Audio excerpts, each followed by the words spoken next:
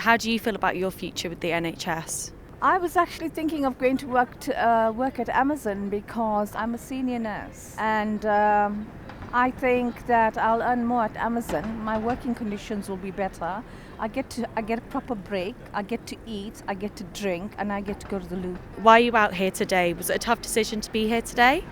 Yeah, it was an incredibly difficult decision. I don't think it's one that anybody here has taken lightly, but this is to protect our profession and to protect our patients, and I think our time has come that this is the right thing to do. I think it's years and years of kind of under-inflation pay rises, which actually means real-time pay cuts for us, but also I think it's the care that our patients are getting. It's really being affected. And it's time that we send a message to those in charge that actually enough is enough. And it's not all about the salary. It's got a hell of a lot to do with our patient care. Our patients miss out on us every day, every hour of every shift because there is not enough nurses to go around. We miss our lunch breaks, we can't go to the loo, we can't drink enough water on a shift. It's just unbelievable. You know, everybody else gets spoken to. Why are we not? Nobody wants to actually acknowledge us and what we do. Do you think that potentially puts patients, their care at risk? Totally. Yeah. Because we are tired, we are thirsty, we are hungry, we have no energy, and we still have to go through a shift. And it's just what we do. And it's time for that to stop. Now we're going through a cost of living crisis. How's that crisis impacted you? Significantly. I mean, if not myself, my colleagues, I have colleagues who are single parents who are maybe struggling potentially to put food on the table for their children, to pay their bills, and I'm sure that's something that's reflected across the country and across the nation. However, in a profession where we've been begging for a pay rise for so long because we're struggling, this has just really confounded that. And how do you feel knowing that 70,000 operations and appointments could potentially be cancelled by these strikes?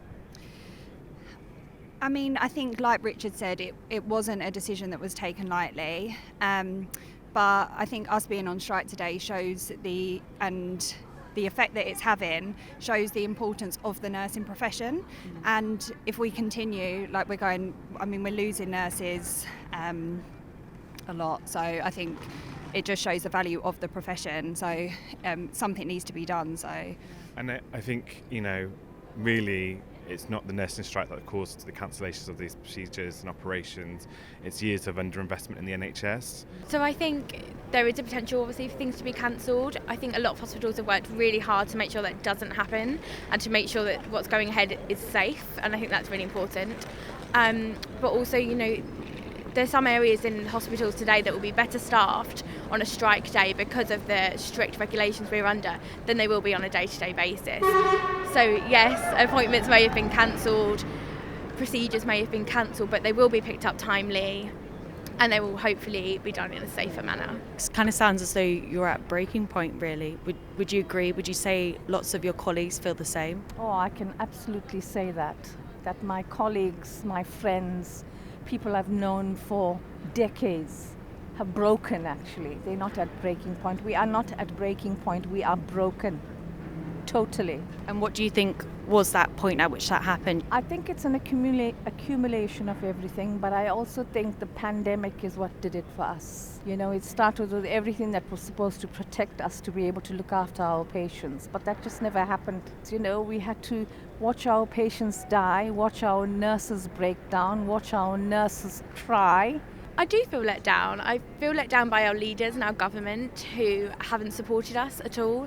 Last year was incredibly hard, since 2020, It's been incredibly hard for everyone in the healthcare system and the general public as well. But there's a real feeling of disrespect after that. You're asking for 19% pay rise. Do you think that's unrealistic? I think 11 or 12 years of underinflation pay rises, really we've had a pay cut in the last 11 years. So I don't think it's that we're asking for, for lots really. I think we're asking for what's fairly due to us. How do you feel about your future with the NHS? I was actually thinking of going to work at Amazon because I'm a senior nurse, and I think that I'll earn more at Amazon. My working conditions will be better. I get a proper break. I get to eat. I get to drink, and I get to go to the loo. I think the future of nursing is quite grim. I think it's a beautiful profession, and everyone that goes into it wants to do the best for their patients. They want to care. They want to make sure that they get the best experience when they're in hospital. And there's so many barriers now and so many things in the way that kind of really affect that. So I think the future is not looking great, and the strike is a part of it to try and improve its attractability in the future.